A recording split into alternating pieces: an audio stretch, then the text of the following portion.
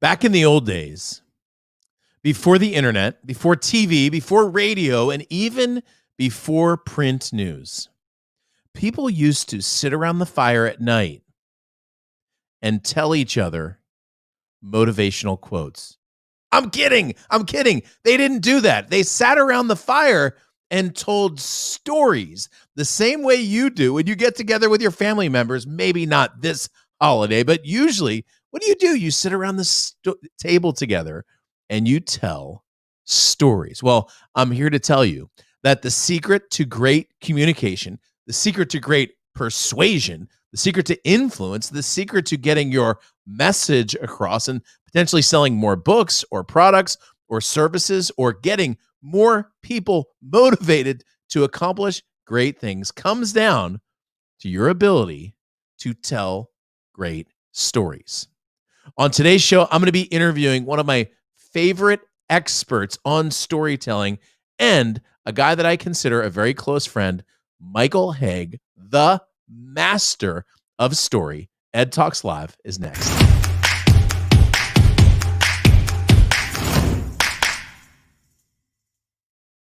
Hey, what's up, party people? My name is Ed Rush, 5-time #1 best-selling author, your host for the most positive place on the planet for insanely implementable ideas. Listen, I want to get right into today's show. Normally, I do a little preamble, and I will just say this. On the right-hand side, if you're on YouTube, which is where most of the viewers are today, jump into chat, tell me who you are, where you're from, what you do. I'll make sure to highlight you and introduce you to the community. If you're a member of our community, I'm going to say hello to you again. If you're on Facebook, that's below. But I want to get right into the topic today. I will just tell you that when Michael and I get together, we set aside time for this show, and we always end up with more to talk about than we have time. So first of all, Michael, welcome to the show, man. It's good to see you. I'm so glad to be here. Maybe we should share. I just had to move all my office back to another room here because it didn't have a good connection. I was so set up, and I didn't have my lights here and so on. So I just made it in the nick of time. So we're working together to create this beautiful new product. And I just have to tell you, Michael has this new studio in his office that is brilliant.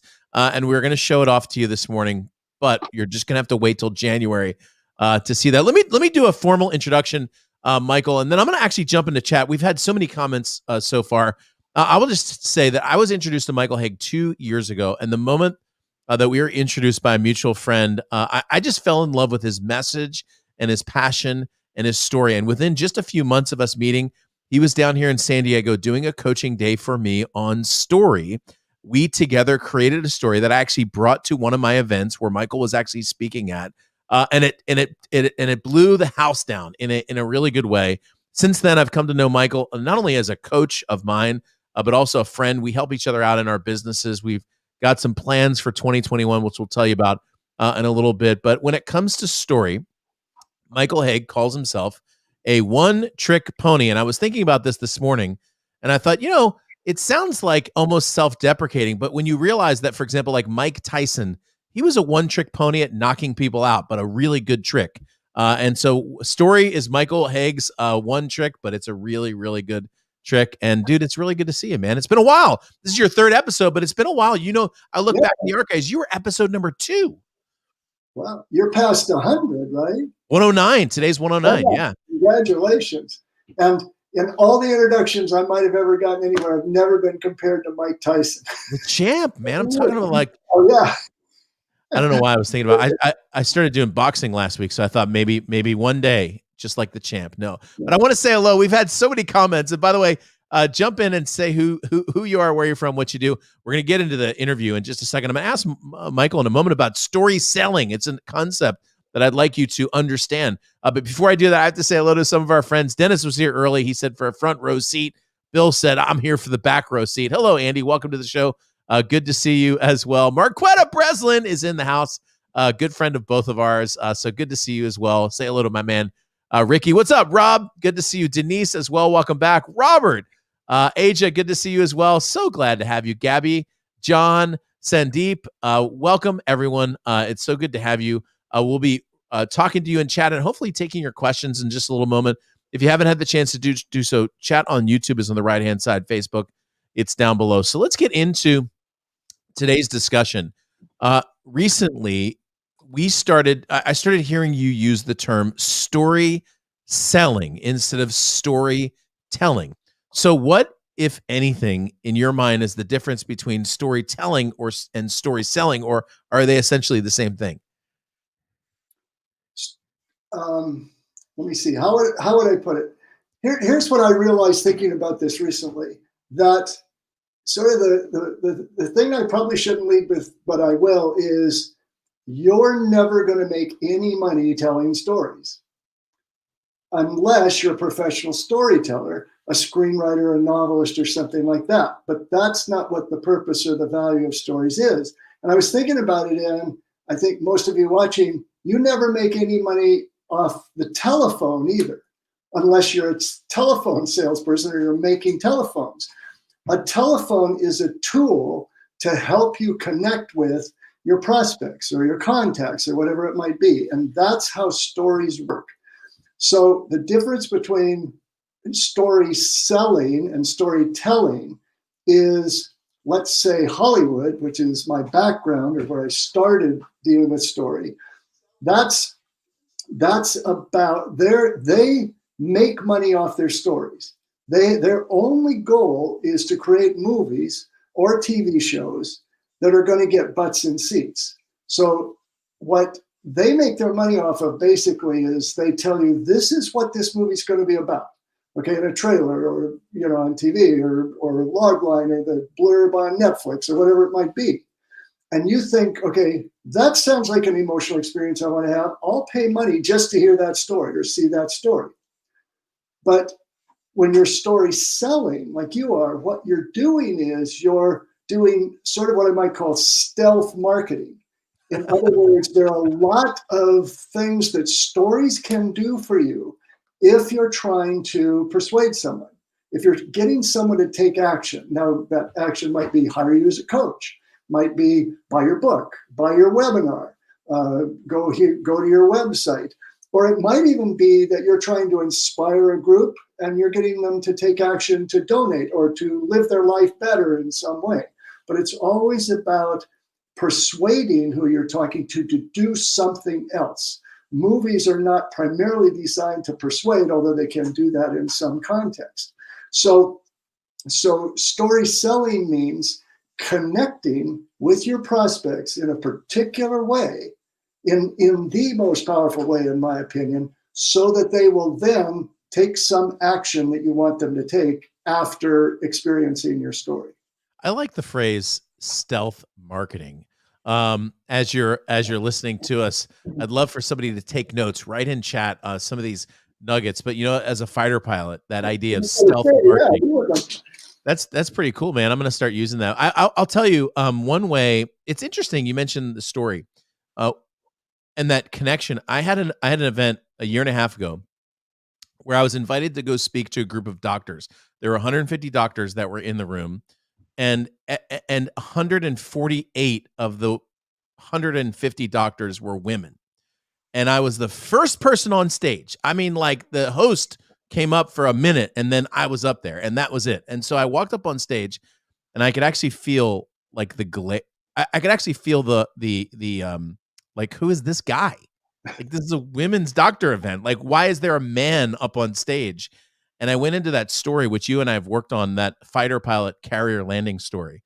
And I have to tell you, within about 8 minutes, by the time I got done with the story, it had completely broken all that ice. And then actually later on in that event, I actually was joking with them from the stage. I said, you didn't like me when I first came up here, but it was the story. And they all laughed because it was true. And it's interesting, that comment you said about stealth marketing. Stories really do have the ability to, like, just kind of cut through someone's initial impression or whatever, and really does kind of break down the ice, don't you think? Oh, absolutely, without question. Because I've heard that you've led with that story at events that you invited me to and so on. And it does exactly that. If you want, I don't know if you want me to move into lecture mode briefly, but as I was thinking about, because I knew what you wanted our focus to be, and I've never actually done this, because people always say, well, why do we need stories for business? And I usually just say, well, because they elicit emotion, and then I sort of ramble. So I started making a list of what stories do. So if if I can, and you're not surprised at because No, this is you how I go, think. man. This is it. This is your show as much as my show. So get into lecture mode. I'm taking notes myself. Yeah. Okay, so I made a list of 8 things that stories will do, and generally speaking, do better than any other aspect of your presentation. And when I talk about a presentation, I'm talking about written or in person, whatever you say. So on the stage, on a Zoom call, in a webinar, in a book, in chapters of a book you're writing, in blog, when you're on a podcast and somebody says, well, what do you do? Or you want to say something there. So whatever the presentation is, these rules all apply. But here, let me just go through what I think are the 8 things that stories will do for you. Okay, I got notes, so I'm going to look off camera here. I'm not supposed to do that, but I will. Okay. And by the way, as Michael's sharing these, take notes in chat. I'm gonna actually be taking notes right here. I'd love for us to keep track together of the 8 things. I'm excited about these as well. Okay, by the way, you don't have to, you can interrupt. I might. But in other words, if you want to, if I say one and you want to say, well, wait, what do you mean by that? Then I encourage you to do that. It's not like, okay, no talking in my class.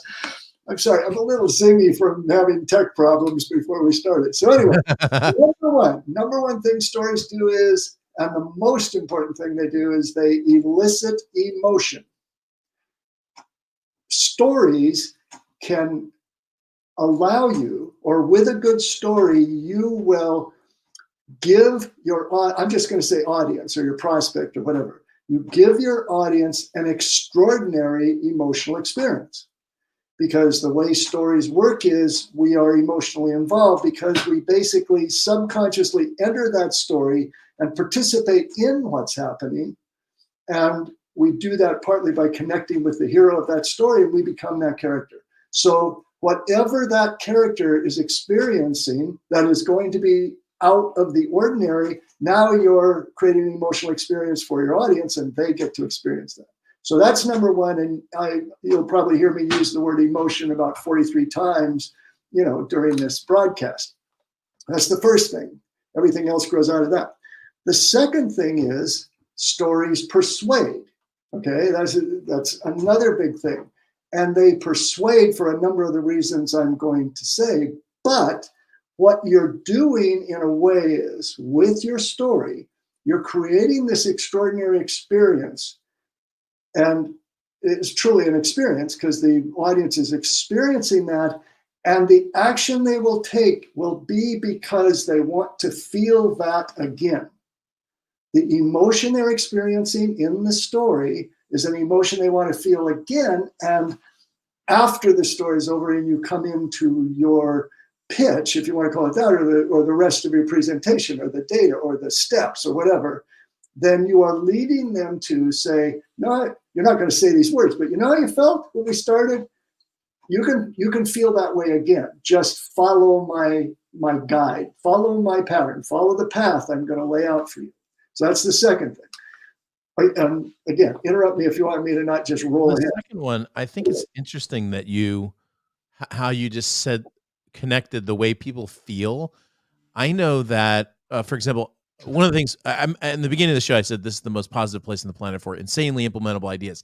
One of the things people always said to me after my events is they felt so much better after the event than when they came in. They felt very uncertain or a little discombobulated, but they felt better. And I think one of the reasons people come back to content or to shows or to events or to products is because of that. It's like a reminder of the way that they felt before. I never really put those two together, actually. So I think that's brilliant. Oh, good. Yeah, I agree. And I don't know if this is on the list, but I thought about this too with your fighter pilot story. Well, not a lot of stories are that, but your aircraft carrier landing story. I bet you, and I know a number of people because, some of these are friends and clients and so on the list. Those of you who saw that event in Dallas or experienced that on the virtual version that you followed up with, I bet if you said to somebody, what are Ed's 5 key rules for being a better speaker? You'd be lucky if they remembered one. That's right. Yeah. But if you said, Tell me what happened with Ed on his first flight where he was going to land on an aircraft carrier. They would be able to tell that story. I'll bet you anything. It wouldn't be as nuanced as yours, but that's what we remember because that's what has the impact because we're there. We were in that cockpit with you. So I spoke in 2006. I spoke to a group of 100 basketball referees. They were the most prominent basketball referees on the West Coast in the Pac-12 conference. There were 100 referees in the room. In 2016, I was at an event where one of the referees walked up to me and he said, "You told a story about an aircraft carrier." And he grabbed the person next to him and he turned to the person and told that person my story that I had told 10 years before that. And because I knew this guy a little bit better than normal, I said, "Hey, Dave, let me ask you a question. Do you remember what I talked about that day?" And he said, "You talked about the carrier thing." And he told the story. That was it. So you're right. It's the stories that people remember. And is that because of the emotional connection? Is that where that comes from? Well, it's the emotional connection, but it's as I said, I think we remember things that happen to us more than we remember things that we hear, and that was happening to us. That's the I don't know if I'd say that's the stealth part, but that's the fun part, the key part, because subconsciously we are there. I mean, another test I sometimes give, when I speak, sometimes I'll show a movie clip. And when it's over, I did at that event, I showed a clip. And then the first thing I say is, raise your hand, be honest, raise your hand. Did any of you wish that, I would just keep showing the clip so you wouldn't have to listen to this guy anymore? And everybody raises their hand because they forgot they were in an auditorium. And because they were with Hitch, I think it was the one I was showing there. So we remember things we experience, but stories allow you to give people that experience. Unless you have your machines there that they can use, that's the most powerful way to do it. That's the most direct way. So, all right, so we're going to move into number 3. Before I do that, we've had so many people join us. I just want to say welcome. My name is Ed Rush, and I'm here with my friend Michael Hauge. We're talking about Hollywood story selling strategies. Michael and I have longtime friends at this point, but I just want to say hello to some of our friends in chat and just catch up. Just some really, really great comments. Thank you, Scott, for your comments. Bill, who said he's on a mission to make sure that people don't die prematurely from cancer. Jim House, good to see you as well, buddy. Andy Newman, welcome. Hi, Catherine. Good to see you from Grand Canyon area. And also, I got to mention, this is a really good friend of mine, by the way. One of my oldest friends, a guy named John Haley, who actually mentored me, Michael, when I was in high school, when I was 17 years old. We've still remained great friends. And by the way, Catherine, sorry, I think I pronounced your name wrong. Carlin, I called you Catherine, and I believe that's even the wrong gender. So I apologize about that. John and I last year hiked together the Grand Canyon. Terry, welcome to the show. And Jim, as usual, good to see you as well. Hey, welcome everybody who just joined us. We're talking about story today. Michael's in the middle of 8 things that characterize great stories. We talked about the first 2, Elicit Emotion and Persuade. Go ahead, my friend, continue. These are things that, to me, stories, these are the things stories can do better than any other method for allowing you to persuade whoever you're telling the story to, your prospects or your followers or your team members at work or whatever it might be. Okay, so the third thing stories do is they create connection between you and your audience, between you and your reader. And when you are telling a story, particularly if you're telling a story about yourself, and you should have in your arsenal at least one autobiographical story on how you became skilled at what you're now going to show them how to do. But it might be another story, like Ed isn't trying to get us to become fighter pilots, but it does have a real clear message about that was woven into something he learned by having to land the plane about following procedure, and he uses that. Okay, so when we hear a story that you're telling about you, because you're the hero of that story, and we empathize with that character, we become you psychologically. Now we feel connected to you. And by doing that, or even if you're telling a story about a client you had that was successful. And by the way, Ed, you did just tell us a story, and it did follow the 6 steps about seeing that referee, but we can talk about that later, how that was a persuasive story. See, you were stealth marketing, you didn't even do it. Stealth marketing, I'm telling you, that's like my new phrasing. I like it. So stories create empathy. In fact, you want to tell stories so they always create empathy, and there are ways you can do that, which we could get to later. But that means, okay, not only am I identifying with you, but now that I'm involved in your experience, or you're talking about a situation that is of value to me, or a problem you had that you solved, or the problem you helped a client solve, now I'm thinking, oh, this guy gets me. This person gets me. She's been where I've been. It doesn't mean you actually had to have the same job or whatever, but it means the issues, especially the deeper inner conflicts you had, are going to connect with those universal things that we're all afraid of or struggle with and so on. So creates a connection by empathy. So that's number whatever it is. Okay, 3.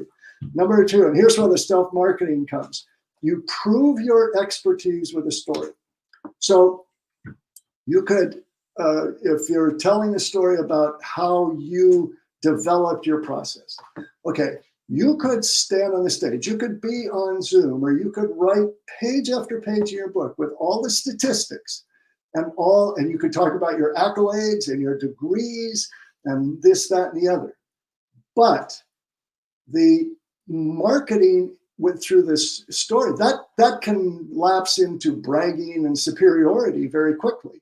But when you tell a story about how you succeeded, then we get to conclude, wow, this guy's good. He knows what he's talking about. I'm sorry, I keep saying he. It could be she knows what she's talking about. And so that's where the stealth comes in. You're not saying, please buy this. You're not even talking about buying anything. You're just saying, here's what happened to me. And part of the reason that it works in a stealth mode and doesn't seem like bragging is you always start that story with the problem. Not, if you get up and say, I'm going to just tell you how great I am. I've got the degrees to prove it, and I only wish you were as good as I was, but I'm going to help you out anyway. I know none of you would actually say that, but it could come across that way. But if you tell your story, starting with the problem that your prospect identifies with, then they become you, and they will go on the journey with you. And if at the end of that story, you're a huge success. If you tell a story about how you became a millionaire instead of announcing you are one at the beginning, yeah, we now have become a millionaire, and we will celebrate that. Ooh, I like that. I like that. So I've written 4 down, by the way, so far. The first one was elicit emotion. The second one was to persuade. The third one was to connect with empathy. And the fourth was to prove expertise. I think I got that right. I'd love somebody to put those 4 in chat, by the way. It's interesting you mentioned that 4th one, because since working with you, there's a story that I tell. So I'll say it the wrong way first. I was the #1 instructor in the Marine Corps for 1-against-1 dogfighting. That sounds like I'm bragging, but the story that I learned to tell started with me being the worst pilot ever, like the worst. And the story goes through the journey of how I figured out how to fly an airplane by going to the simulator at night when no one was there. And by the time I get to the end of that story, I won't tell the whole story, but by the time I get to the end of that story, I say, and within, I was the worst. And then the story, and at the end I say, and by the time I was done, 3 years later, I was the #1 instructor in the Marine Corps for 1-against-1 dogfighting. And Michael, the last time I told that story, by the time I got to that, the audience stood up and clapped at the end. And what you said is profound, because if you start with that, people think, who's this jerk who thinks he's so great? But if you tell the story, and I never really thought about the fact that they're actually participating with you. They're with me in the cockpit when I'm getting beat, and they're with me when I'm learning, and so I really like how you just said that. It's just that whole journey, and then the credibility kind of comes in sideways, and nobody pushes it away because now it's partly theirs, I guess, right? Absolutely. Absolutely. Yeah. Well, it's the same in a sporting event. I mean, when the guy who wins the race, yet everybody is up and cheering. They don't say the event with the medals and the thing, nobody could identify with that. So it's starting there. I was going to give you, this is just a side. Is that the reason why people say we? Like when my friends who are Philadelphia Eagles fans, when they win, they say we won. I said, like, it's those guys out there on the field that you didn't win. You just stood there in the stands drinking beer for like 3 hours. How'd you win? But yeah, they won. We won. Exactly. I'll give you a tip. That opening sentence you said, I was the whatever you said, the top trainer for dogfighting. Yeah.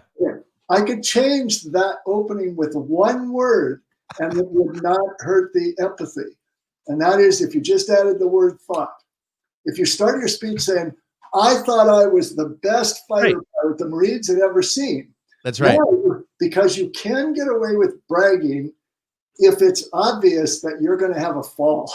So if you're self-deprecating, yes, you could say, I was cocky, I was overconfident, and I was a jerk. And I was about to find out how wrong I was. And then boom, down the fall goes. But then you come back up on the other side with the audience. I think that's great. Yeah. That's really cool. What Russell Brunson, this isn't even stealth marketing. It's not stealth bragging, but Russell Brunson, who had heard me speak sometime before and, followed my 6-step process for marketing and so on. And he's the creator of ClickFunnels and so on.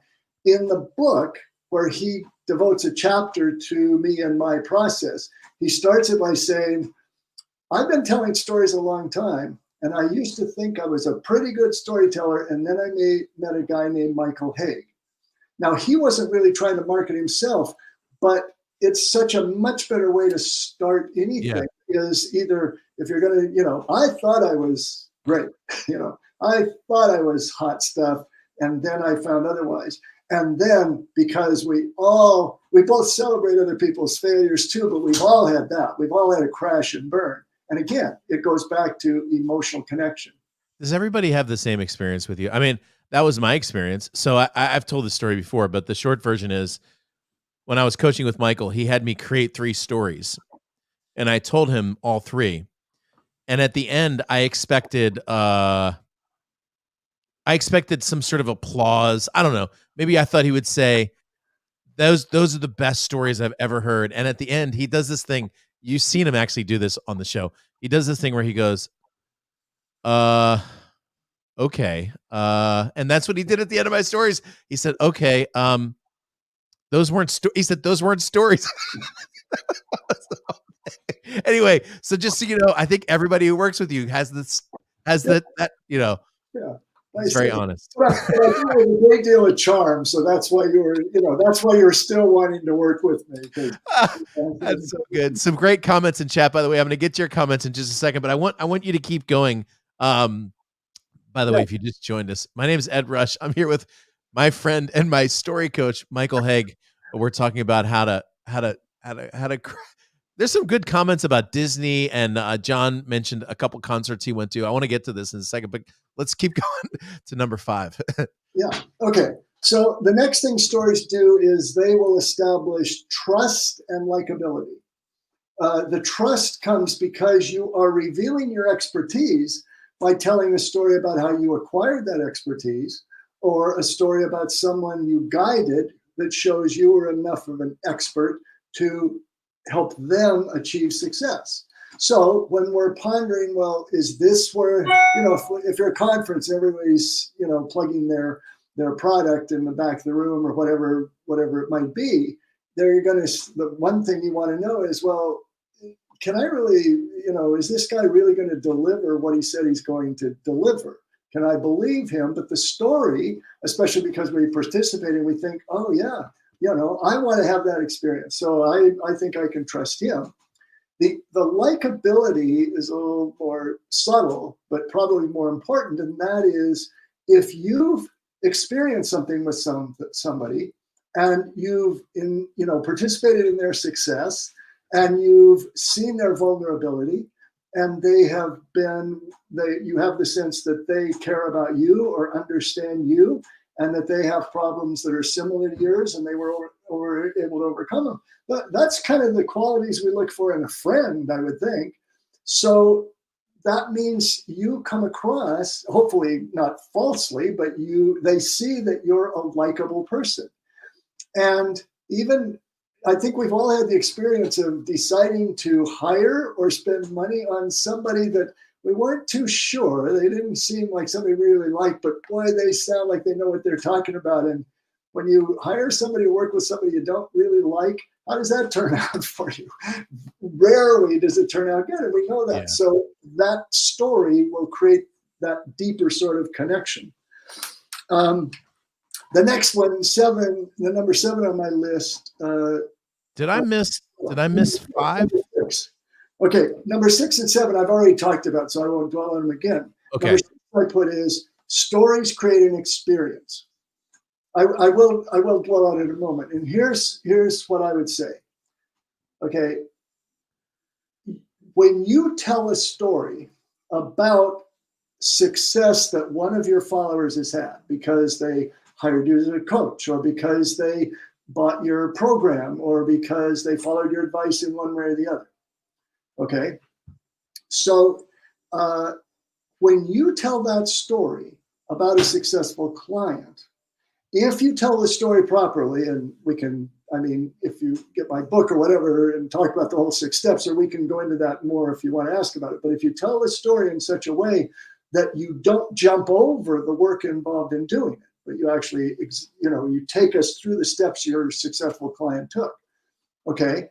By the end of that story, we, through the power of empathy and that psychological connection, we have had the emotional experience of already working with you and succeeding.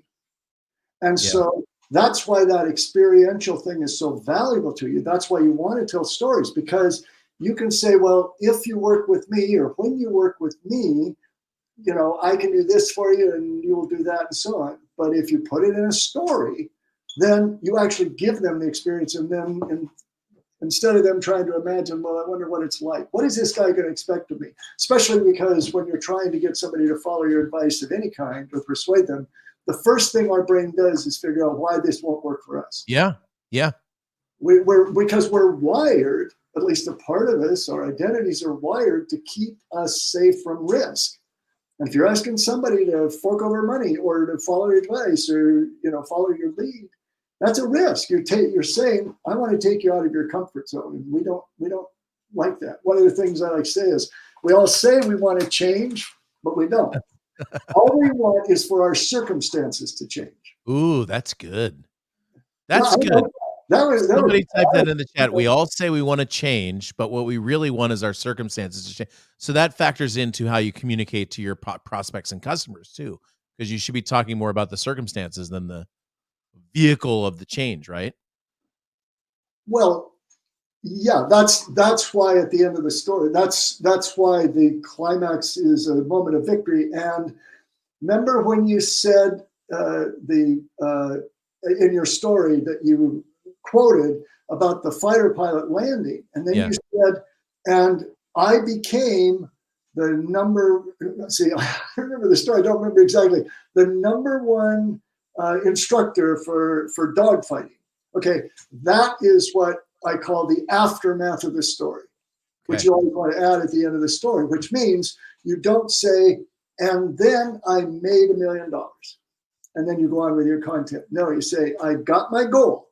I finished the marathon, or I got rid of my arthritis, or whatever the goal was. And then you always want to say, and since then, or a year later, or now, my life looks like this. And #1, it will be in contrast to the life you portrayed at the setup when you first started the story, and that was how you were living. But also, it's never just I got what I wanted at that moment. It's my life has been changed, and here's how I am living better. That's why when you hear stories from internet marketers, I do a lot of work with internet marketers, and a lot of those stories, the aftermath is, and I have a mansion, I have a boat, I have a cabin in the woods. One of my clients said, he bought a Lamborghini. Okay, I don't care about Lamborghinis and so on, but what those are, it's painting a picture of you will have wealth and independence, and that's what internet marketers want, is more than anything. Isn't this the client who said to you, I think he said, Yeah. Michael, can you help me tell a story about my Lamborghini that doesn't make me sound like a insert word that rhymes with Mick, essentially, to keep it PG. I think You and me, I don't need inserts. I just said, you yeah. don't need to insert the. So I have Dan on the. Henry. Dan What's Henry. that? Well, it's Dan Henry's his Yeah. name. He knows I tell that story about it because it's so funny. And so I said, yeah, Dan, I can help you. And so I worked with him on his next product. He made $3.5 million using ClickFunnels for his first course on, I think it was on Facebook sales or something like that. And then he's created a course now. And so he wanted my help on the story portion of that webinar. And by the way, that webinar with that story, he says in his video testimonial, he says, it got a better response than the one that made the $3.5 million. So that was cool. That's super cool. So you mentioned the idea of the experience, and I want to show a comment in chat. There's another one after it I'm going to read because it's actually a little longer than I can put in here.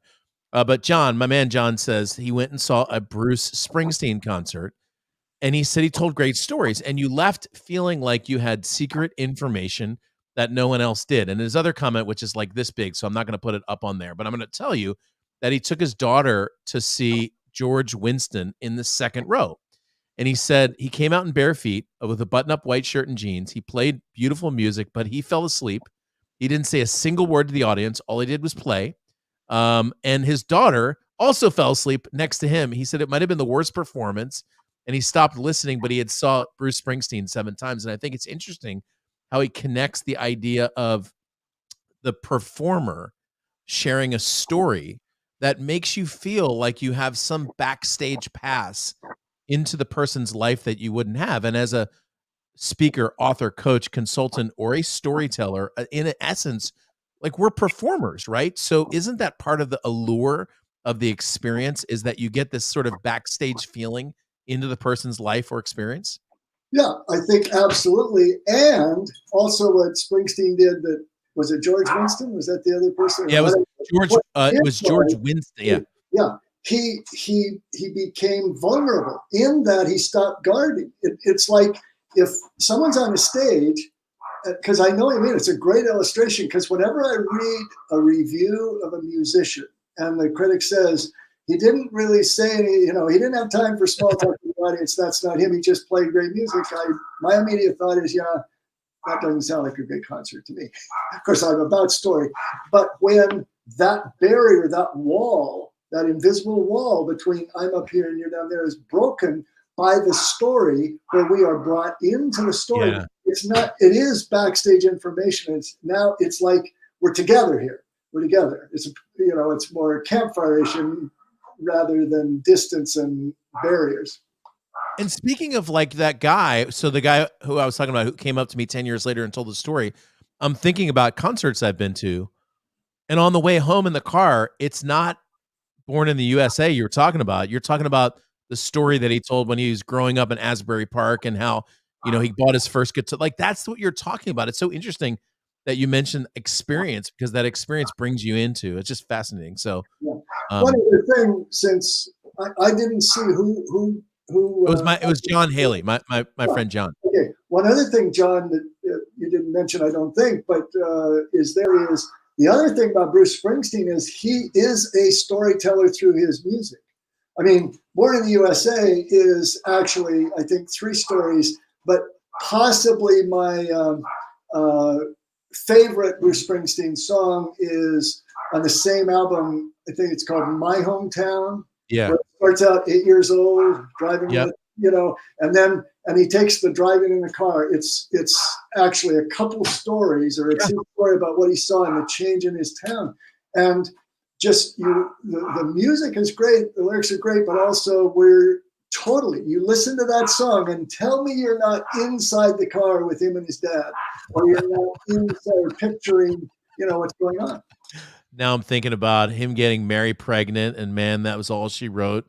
And for his 19th birthday, he got a union card and a wedding coat. That's a Springsteen lyric. I didn't even remember that until you just mentioned that's the song The River.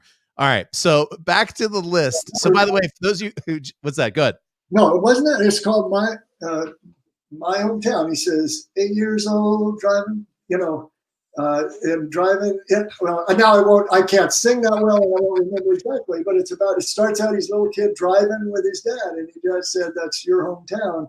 And then times get bad. He says, 65, tensions were running high in my high school, a lot of fights between the black and white. There was nothing you could do, car light, late at night, stopped at a light, and there was a gun, shots were fired and so on. So it's about how everything had turned. Anyway, we don't need to take up everyone's time. So this is trying to paraphrase Springsteen lyrics, but I know it's on Born in the USA. So we must have some fans that could quote it.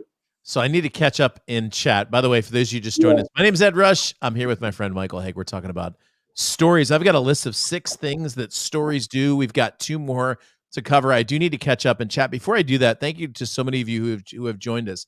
This show airs every Tuesday and Thursday at 10 o'clock Pacific, 1 o'clock Eastern. We go live every single week, twice a week, with great interviews and content just like this. This is Michael Hauge's 3rd show. This is actually episode 109. And in episode 110, he's going to come back and for a full hour, do nothing more than sing Bruce Springsteen songs. I'll provide the musical accompaniment. You can sing. I'm just kidding about that. But the internet's going to fall apart with all the people rushing to see that. Remember the part about being a one-trick pony, Ed? It's one trick. Not singing isn't the second one. I do want to just say hello to some of our friends. Todd, who's here, is actually my guest next Tuesday. You're not going to want to miss this episode. One of the best stories you will ever hear of comeback. I'll just leave it at that. Thank you, Paul, for your awesome notes that you're taking in chat, as well as you, Sandeep. I appreciate that. Tony, I love, she mentions the story that I told and how she heard about it in the course. Robert says, we need a movie about you, Ed, to push you to the White House. Okay, fine. Deal. Hello, Discerning Dad. Good to see you as well. I have an interview with him in just a few short minutes. Welcome, Denise. Good to see you as well. And Rashid, thank you for your awesome comments. Jim says, I always learn from Michael. I never grow tired of listening to him. Who could possibly tire of listening to Yoda? Yeah. The master. I love it. Good stories are. Good what's that? Good. I'm trying to sound like Yoda. Yes. Good stories are. There's no try. All right. So I've got a list of 6 things. We're going to go into number 7 and 8. I think we're up to 7 and 8. The subscribe button is down there in the corner. It's on the right-hand side. Click that button and the little bell. That'll give you a notification when we go live, and we do go live twice a week at least. You're not going to want to miss what's coming up. All right, so I've got Elicit Emotion, Persuade, Connect with Empathy, Prove Your Expertise, Create Trust and Likeability, and Share an Experience. I think I've gotten up to 6. And you said you had 2 more, I think, if I did the math, did the numbers correctly. Yeah, you're doing good here. You're doing all right.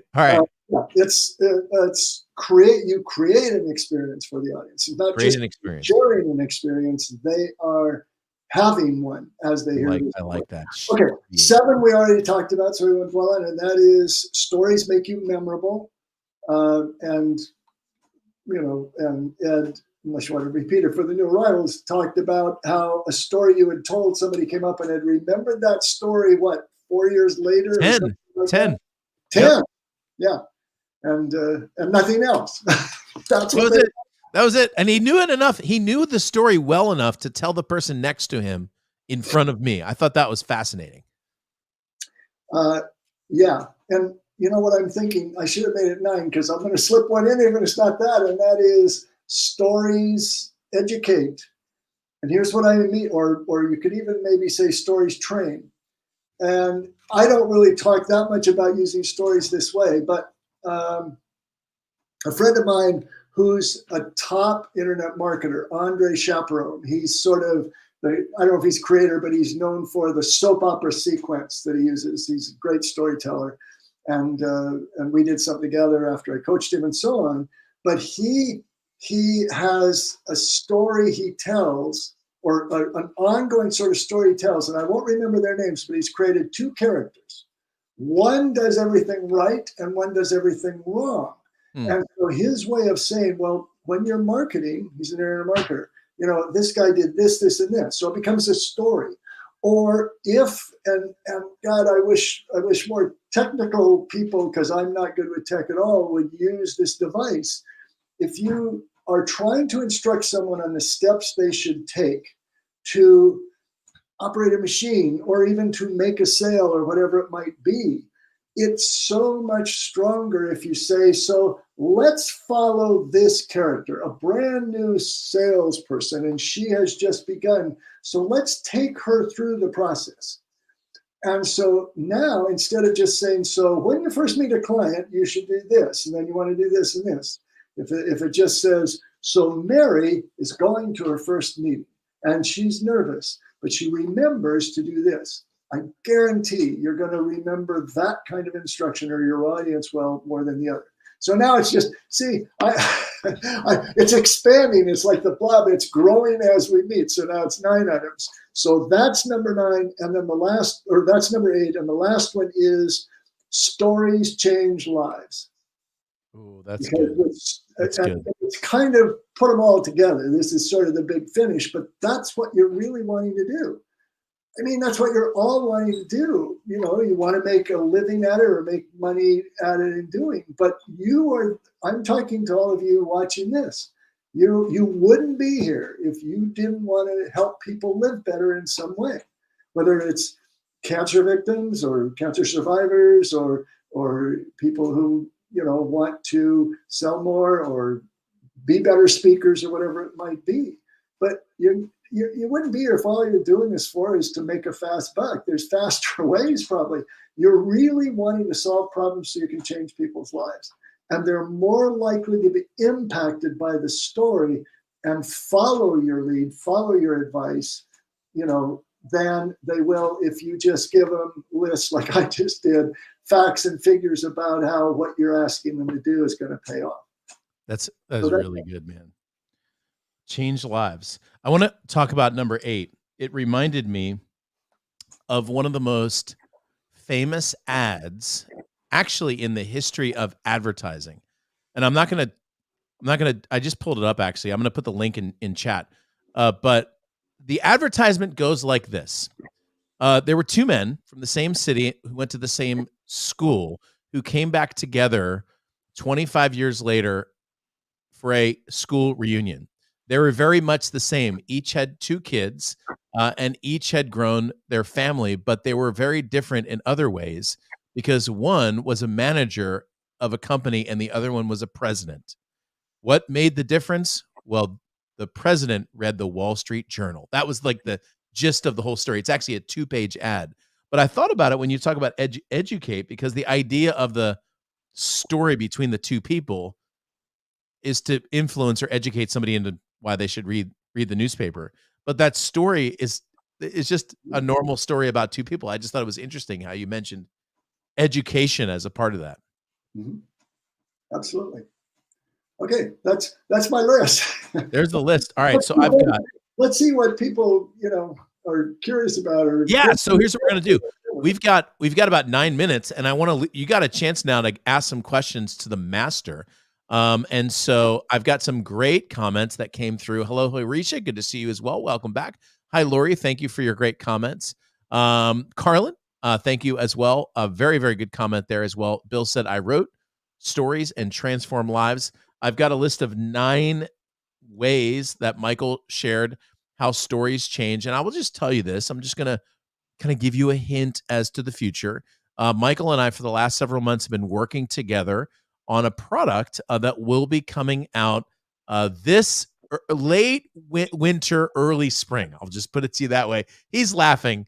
He knows why he's laughing. But I'll just tell you that this, I've seen the raw footage of this product, and it's going to blow your mind when it comes to how to use stories to radically transform your message and your business. And if you've got a message or a service or a product that you want to change the world with, there's nothing like what is coming out, and that's all I'll say about it. I'm just giving you a little tease about that.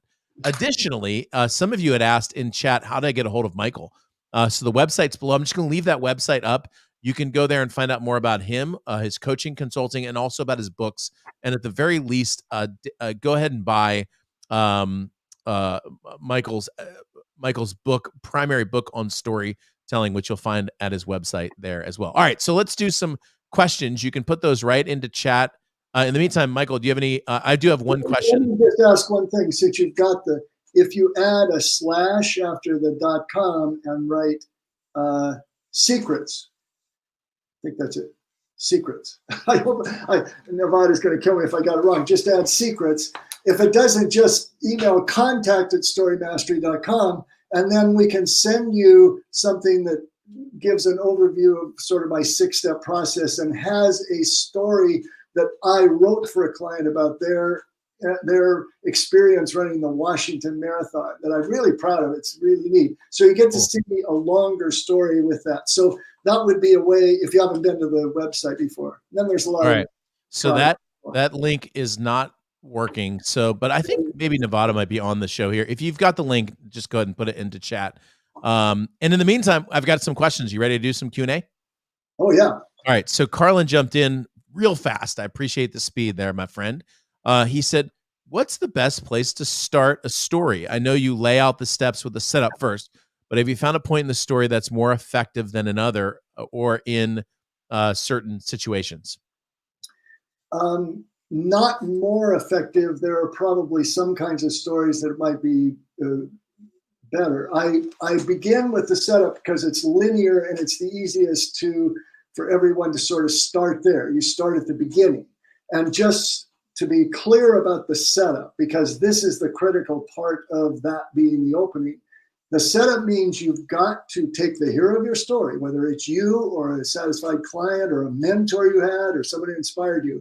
Always begin the story with a picture, a detailed picture, not an overview or generalization of what their life was like up to this point. A picture of a day in their life or at work or something we're doing, and go right to that moment. And it should be a moment that occurs very close to when they start taking the action of the story, when they start pursuing the goal. Because that's the sort of before picture. That aftermath I mentioned is the after picture. And this is where you will create empathy. This is where you will reveal that somehow they have a problem and they are stuck in some way. And that problem is going to come to the fore as the story goes, and they're going to find the solution to that issue.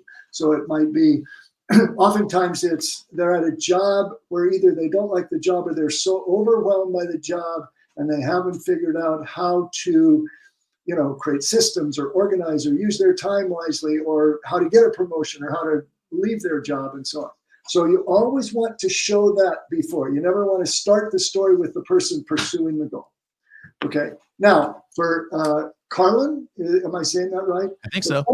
Okay. So I would say start with that. But there are a couple other possibilities. One is think of a moment of great conflict that's going to come later in the story, where that hero in the pursuit of their goal faces a real obstacle. And then open with that. I coached somebody once who was telling a story about how they were sort of goaded into diving off some kind of a cliff or quarry or something like that, and how it changed their life. And so it's, we need to know where were they and what was the situation and why were they so afraid, because they had good sense, I suppose, or those kinds of, the story was about everything that led up to that moment. And my suggestion to that client was, okay, let's start with you on the edge of that cliff. That's good. That's good. I was standing on there, I was looking down. It was, 50 feet down or whatever it might have been. Okay. And all I could ask myself is, what in the hell am I doing here? And then flashback, if it's a movie like thing, you flash back. Yeah. And the reason you do that, Carlin, is conflict is the source of is the source of emotion. When we hear a story, the emotional moments are the moments with the greatest conflict. Yeah. Okay. Yeah. And so you're starting with an immediate emotional experience of something very difficult. It's action. You'll see a lot of movies start like this. Mission Impossible 3, if you need an example, starts where the villain, Philip Seymour Hoffman, has pulled a gun on Ethan Hawke's fiance. And then you flash back. So that starts with big emotion.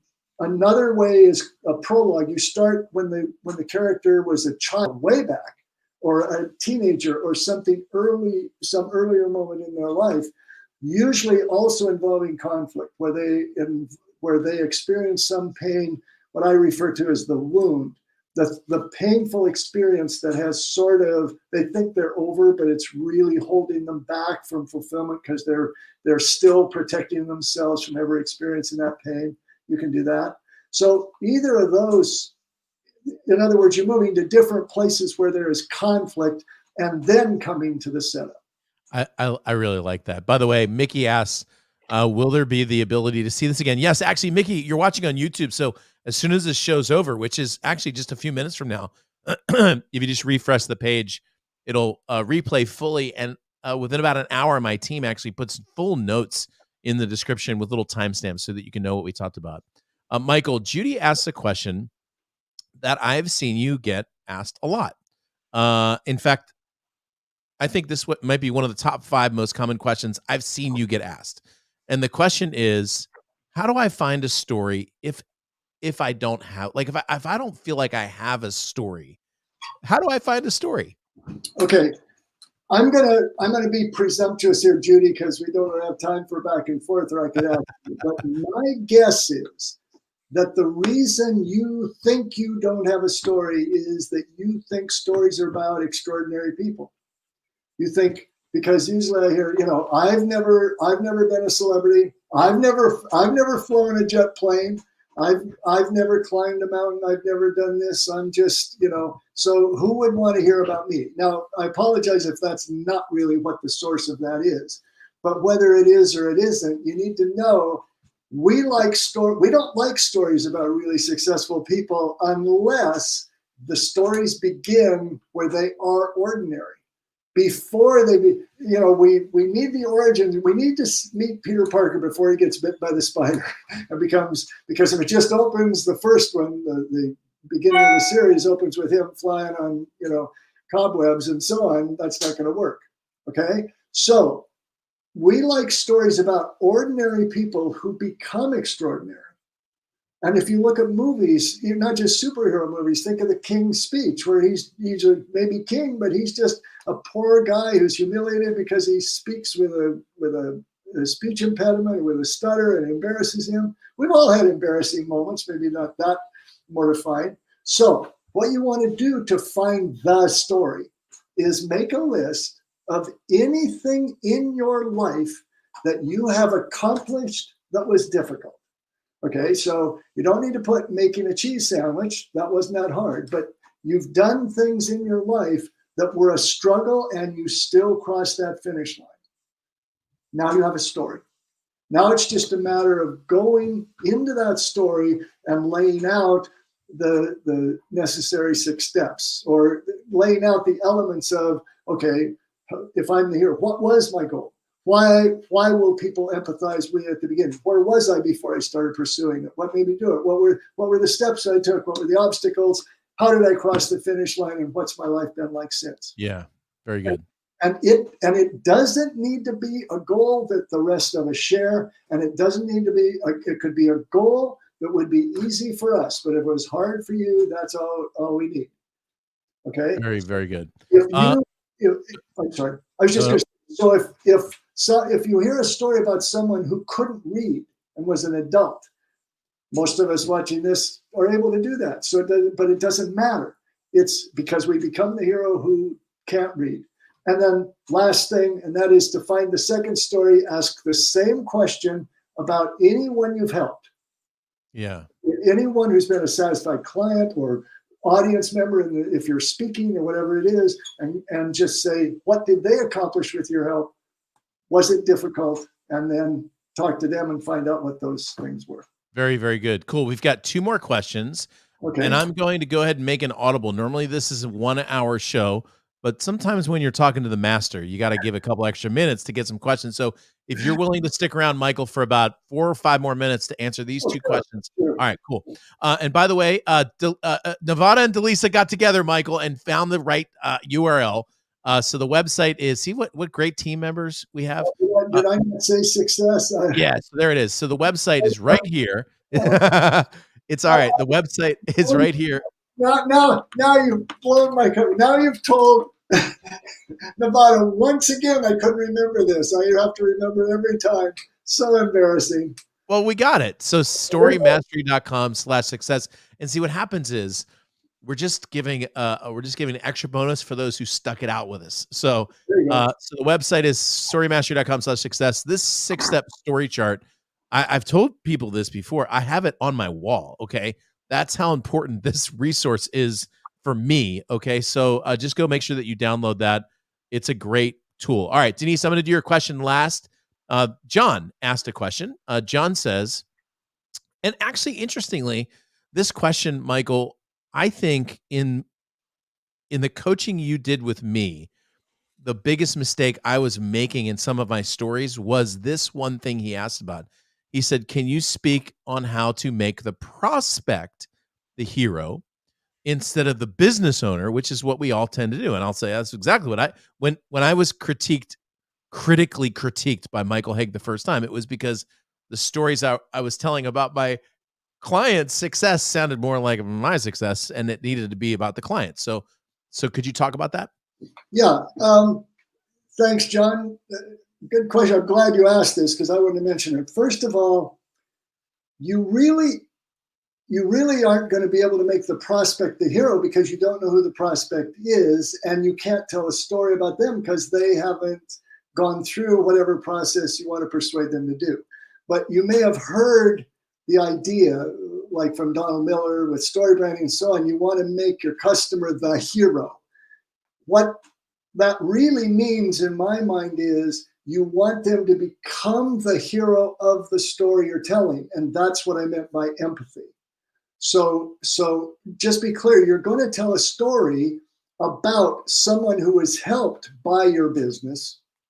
And then the prospect that you're telling the story to will identify with that character and they will become them subconsciously. Okay, but the more important thing is just the hero of the story is the main character who is pursuing the goal.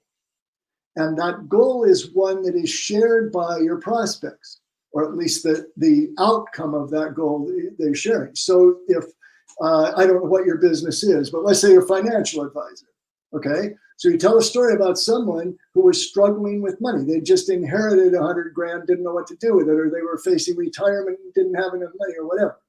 Now the prospects are all in a similar situation or worried about it, so they will become that hero. But when you tell the story, start with that person, that successful client.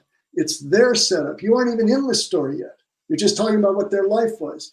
Then something happened, some tipping point said, okay, I got to figure out how I'm going to work out my retirement plan.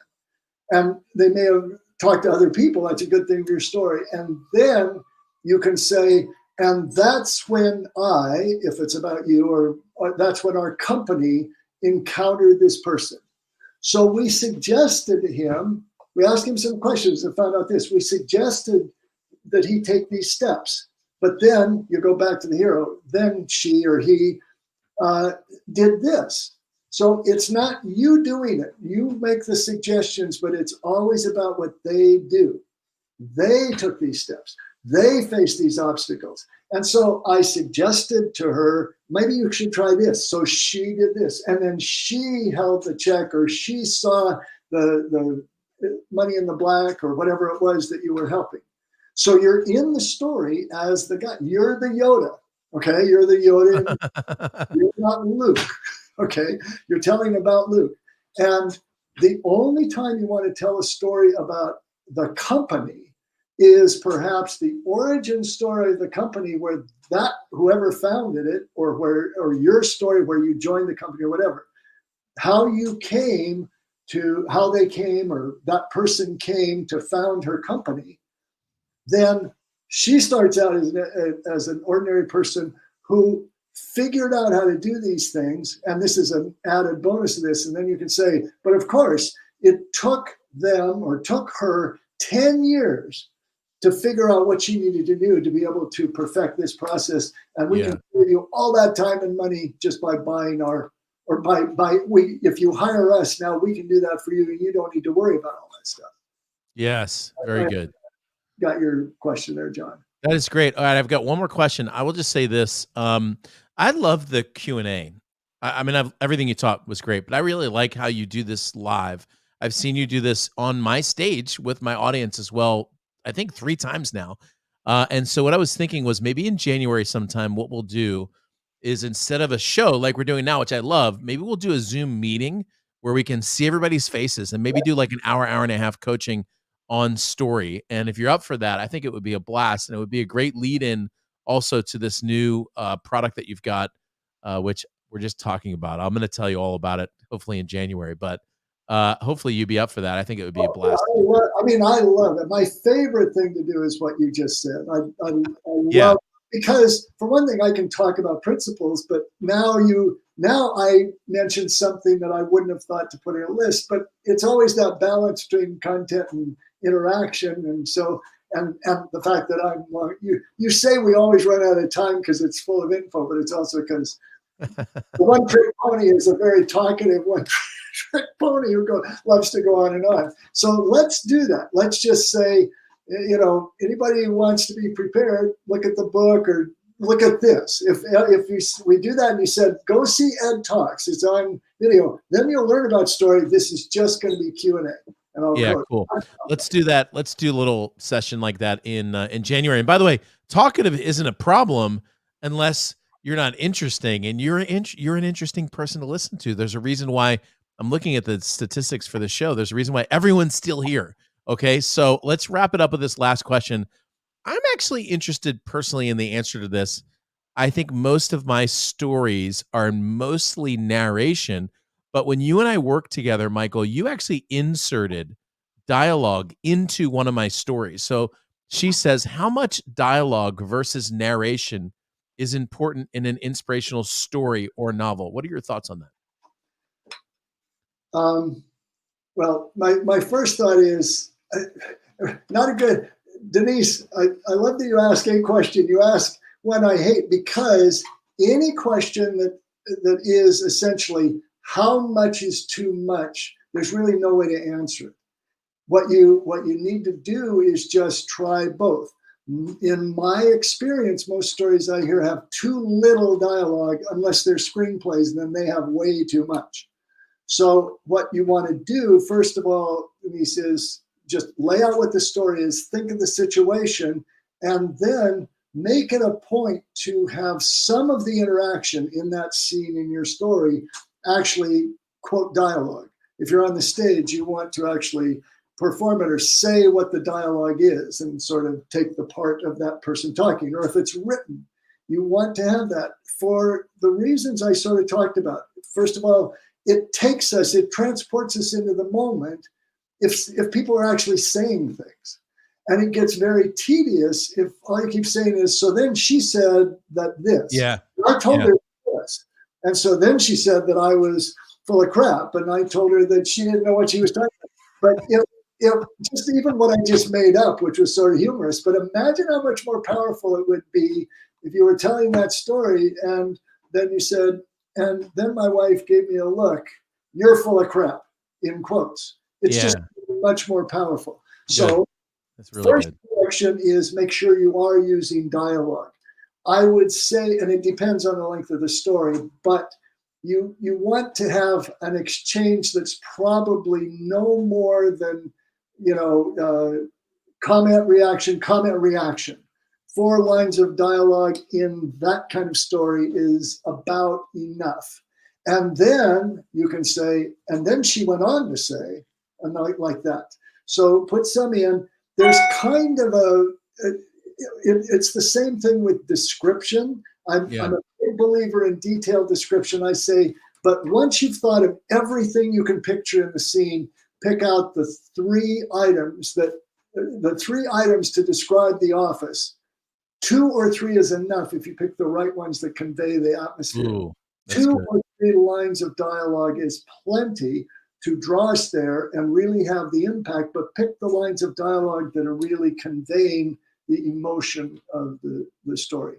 Ooh, And that's good. last thing, Denise, you didn't really ask this, but I'll add it about dialogue. If you're struggling with what to have them say, write what I call, or what Hollywood is known as, on-the-nose dialogue.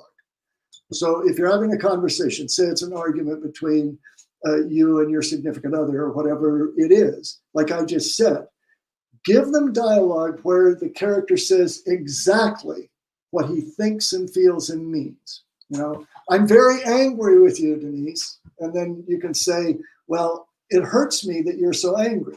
Okay, that's terrible dialogue because you're announcing what you want or how you feel, but get it down so you have some dialogue, and then you start massaging that dialogue and turning it into the way we talk, which is subtext. We never say exactly what we want or mean, we'll hide it. If anyone who's ever been married or together for more than 3 weeks, the argument is never about who fed the dog. Yeah. Because we don't want to, because all those dialogue, what's really at the core of all those relationship dialogue is, I'm afraid. And I don't want you to know that I'm afraid. So I'm going to cover it up by yelling at you about who fed the dog. But that's what I'm saying. Think about what's really going on with that dialogue, and then how would they convey it. And last thing, I know, just last more dialogue tips, since this is the only question about that. Don't underestimate the power of silence when you're creating dialogue. Ooh, yeah. And think about movies. If I'm sorry, Denise, I don't know if you're married or if you have a very happy marriage. I went right to marriage. But if you says if one of the partners says, I don't understand, why would you say that to me?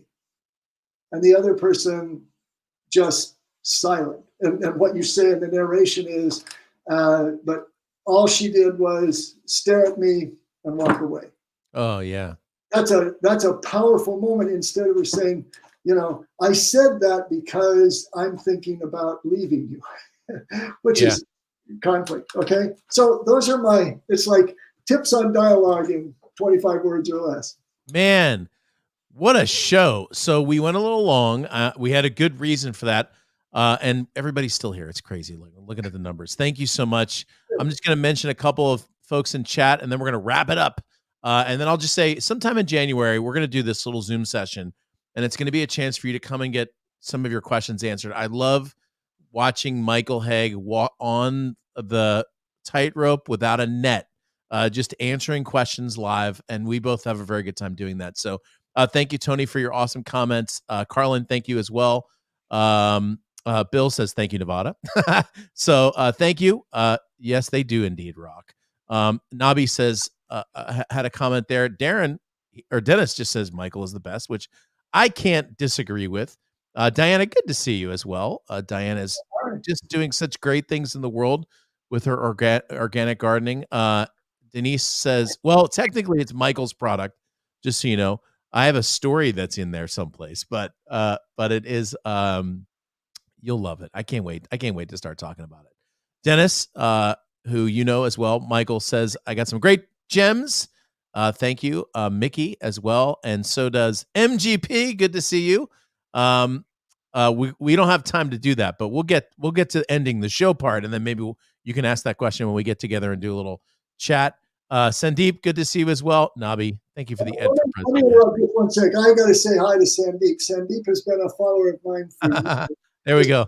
Little guy sends me great emails, and he's also a great artist. He'll send me graphic art about things that I've talked about and so on. So I just want to say a special hi to Sandeep. Hello.